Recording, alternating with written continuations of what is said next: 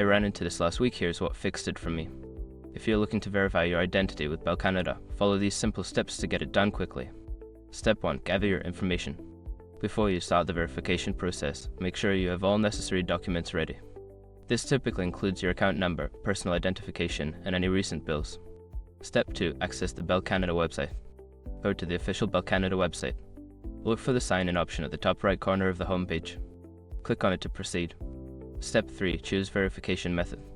Once signed in, you will be prompted to select your verification method.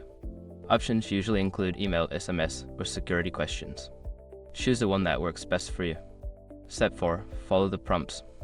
After selecting your verification method, follow the on-screen prompts.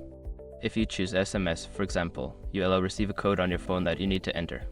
Step 5. Confirm your identity.